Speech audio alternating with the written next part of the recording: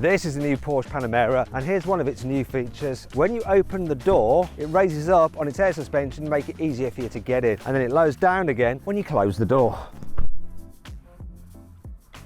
Clever, but is the rest of the car clever? Well, I'm going to be finding out by testing its performance, Bloody hell. checking the interior quality, Oh, me of little faith, look at that. and then at the end I'll be telling you exactly what I think. And I'll show you an alternative car which could be a good option instead. I'm Matt Watson and you're watching Car Wow.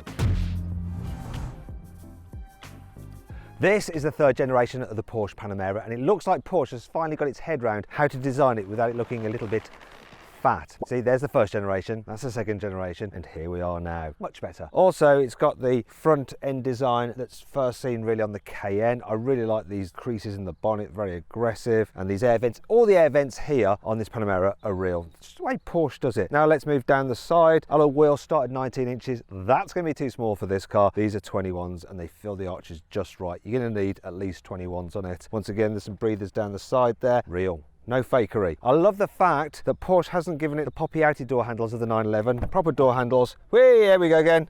Much nicer. Also, the whole glass area is slightly sleeker than before. Makes the car look more sporty, really emphasises these real haunches. It's a Porsche, you know, it's got to look sporty. And I like the fact that the charging port cover, oh God, it's locked, classic. Oh no, it isn't. It's not overly large like on some other cars. Moving around to the back, so this is all redesigned as well. It looks familiar, but it's slightly different. So you've got a one-piece rear spoiler. Top specification versions had like a two-piece. I actually preferred that. It looked cool when it extended. One thing I really like about this one though is this. Look, we've got frameless back window. Just don't, whatever you do, get anything caught there, because you will be getting yourself, well, so chopped off finger, but also replace glass screen. Now the rest of the back of the vehicle slightly redesigned. We've got real tailpipes, no fakery here, and yeah, you can actually see the proper exhaust pipes in there. Question is though, how much does this car cost? Well, the entry-level rear-wheel drive Panamera starts at £89,400. An all-wheel drive Panamera 4 is £3,000 more, and the faster GTS costs from £131,700. This car is the £99,000 4E Hybrid, but there's also a more powerful 4S E Hybrid for £110,000. The Turbo E Hybrid is £151,500, and a range-topping Turbo SE Hybrid costs over £175,000. If you're not convinced the Panamera could be the car for you,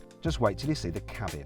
The interior of this Panamera feels really, really high quality. Should point out though that this car has a load of options on it. In fact, there's so many options on this car, you could buy an actual car for the value of the options. More on that later. But generally, the build quality is really solid. Like you look at the stitching here, it's nice and straight. Be careful though, if you don't order the extended leather, you end up with a polyurethane dash rather than this. And in this kind of car, it absolutely needs a leather dash. And it's all logically laid out in a very Germanic way. I like the way that the infotainment screen is integrated nicely into the dash, and it's very easy to operate as well, and it's slick and it's quick, and it works really well with Apple CarPlay and Android Auto. It's fairly zippy, the processor, and you have some cool Porsche features as well. Look at this. So you have some performance data, so you can look at things like your slip angle and wheel slip and your brake and throttle. You can check out the actual PSI and bar of your tires, and it'll show you the energy distribution and your energy consumption and stuff like that. So that's all very cool. The digital dials are nice and clear, very nicely laid out as well, and you can toggle through different settings and different views. Really like that, very good. And it's good to have like the huge sat-nav display on there if you want it, although I prefer to just go with the old Speedo because you need that in this car because it's rather fast. In terms of the seating position, well, you get electrically operated steering wheel, and generally the seating position is lovely, though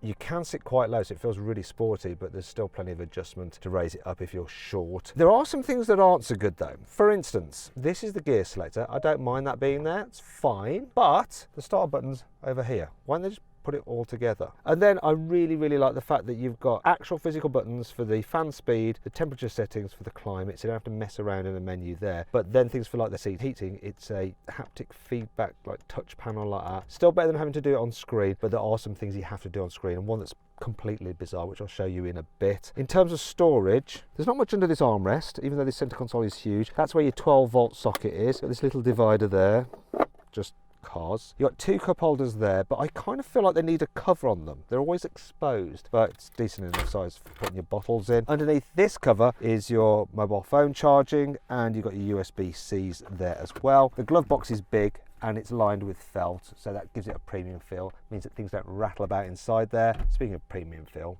oh, That feels nice. And the steering wheel pedals, real metal. Though you probably never use them, you're just going to stick it in automatic mode. Anyway, I got sidetracked. Door bins are large enough, so it's a huge bottle and you can fit one of those in there. Generally, the whole car feels like it would be hard wearing. It's not just luxurious. Apart from one thing, all this black plastic trim, it's so easy to mark.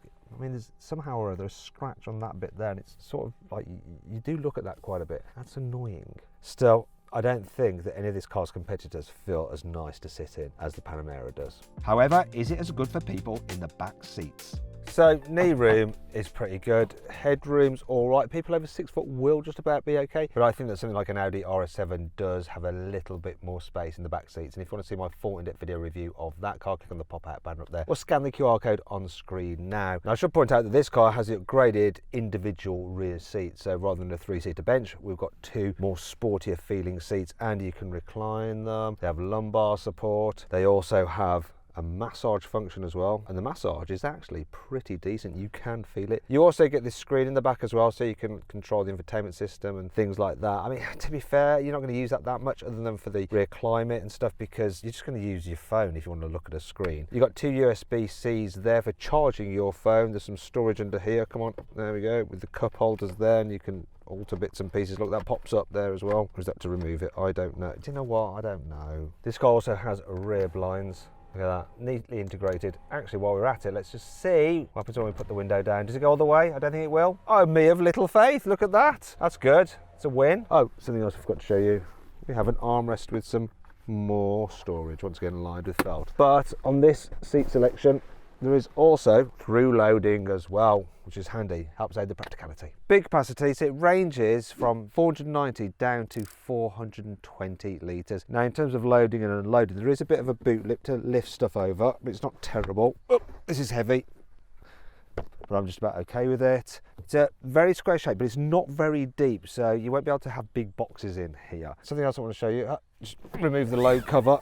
I quite like how you do it with these handles. It's actually fairly easy. Now, if I want to fold down the rear seats, all I have to do is lean in, and then you can see it's not the easiest, but then you can use the load cover, look, to push it up. I've got to move the front seat. There we go. That was easy and seamless. You do get a nice big low bed there. There's a bit of a gap there, which could be a bit of a problem when you're sliding things to the front. And wait a minute, what's this? Look, we've got a 12-volt socket. That's handy. What else have we got here? Oh, a handle. What's beneath here?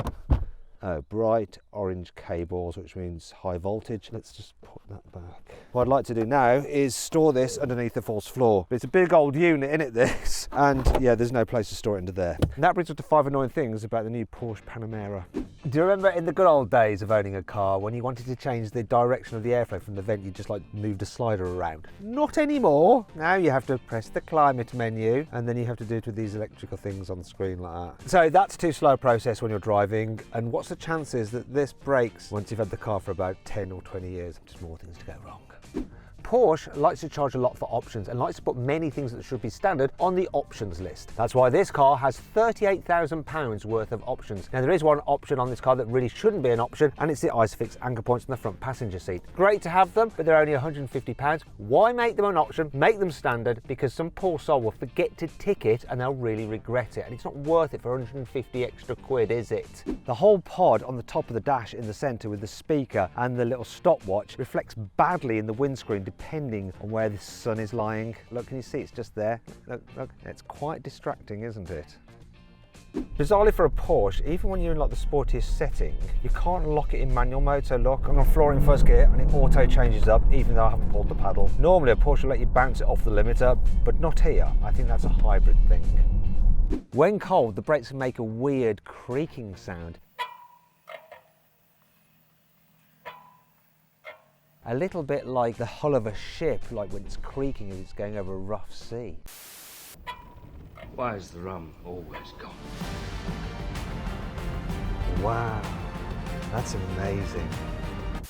That's not all though. If you balance the brake pedal in a certain way, you can even make the brakes make this weird noise like the death cry of some prehistoric creature.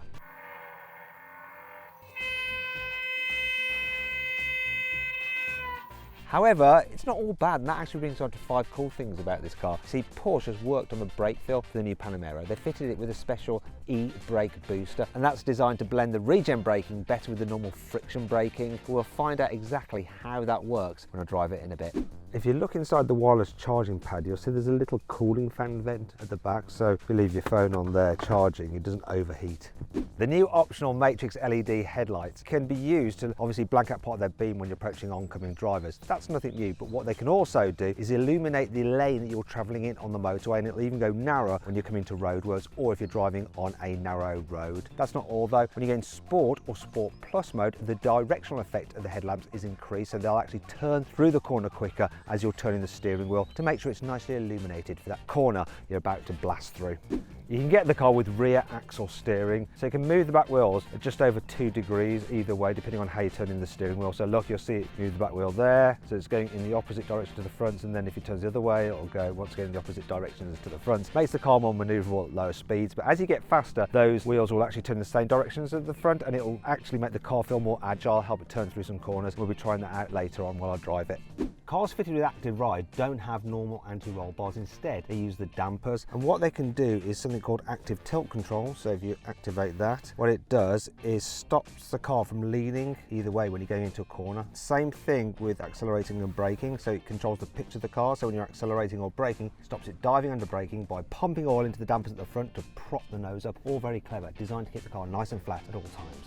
But what about engines? Well, the Panamera and Panamera 4 come with a 2.9 litre turbocharged V6 that makes 353 horsepower and 500 Newton meters of torque. The 4E hybrid adds an electric motor to produce 470 horsepower and 650 Newton meters combined. A more powerful 4SE hybrid ups this to 544 horsepower and 750 Newton meters. The GTS gets a 4 litre twin turbo V8 with 500 horsepower and 660 Newton meters. And the Turbo E hybrid combines this V8 with an electric motor for 680 horsepower and 930 Newton meters. The most powerful Panamera, the Turbo SE hybrid, has 782 horsepower and 1000 Newton meters of torque. Now this car might be big, but it's not as bad to drive in town as you might think. You may want to jack up the seat though if you're of average height like me, and then you can sort of judge where the front corners of the car are. In terms of visibility, it's not bad either, so if you're at the back's okay. These do create a bit of a blind spot. You've got these extra little windows there which help. The door mirrors are fine. It's all good. I think what's also good, the brakes. So sometimes hybrids can be grabby. These are smooth brakes. They don't feel quite as on it as like the brakes in a 911 sports car, but they feel quite natural. In terms of driving around town, if you're in hybrid mode, it's just going to be an electric only really, and there's plenty of zip from the electric motor as well. It's also quite manoeuvrable for a big car because this one's fitted with that rear axle steering, so turning circle 11.4 meters. But will I make it around here?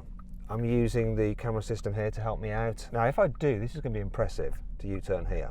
The steering itself in this car, it has got a bit of weight to it because it's a Porsche and that's what you want from a Porsche, but it's not bad. It is nice to drive in town, it really is, and you feel isolated from the outside environment as well, so if there's noise going on, you don't really notice it. It's a lovely thing. Oh, and it's comfy over bumps, very comfy. Okay, when it comes to overtaking, so rather than just flooring it in hybrid mode, you can make the pickup quicker. So we are at 40, right? And what I'm gonna do is hit Sport Response, and look what it does. Sport Response, then floor it, and it gives me just maximum performance straight away, and there's a lot of performance to be had. Blimey, this thing absolutely flies, and then you can just disengage that. And when you're cruising at speed, this thing is comfy, it's quiet. All you get is a bit of noise from the tyres because you've got big sporty tyres on this car. In terms of the economy, I'm averaging 29 mpg at the moment, which is actually a little bit less than I had because I've been driving around in Sport Plus to have some fun in this car. But when I was just cruising and driving around normally in hybrid, I was getting about 35 mpg. Now Porsche do say that this will do like 250 miles per gallon, but that's on the test cycle and they're just skewed to benefit hybrids. The reality is if you're not really charging it religiously and using a lot of hybrid mode, then you are going to get about 35 mpg. But when you consider the weight and the performance of this car, that's pretty good still. And to put it into context, I ran an Audi RS6, which does have more performance than this. But, you know, similar car in a way in terms of big, heavy performance car. And that was doing about 22 mpg. But really, if you can afford something like this, you don't give a toss about your economy. Right, now let's get into that Sport Plus mode. So maximum attack, sharpens everything up,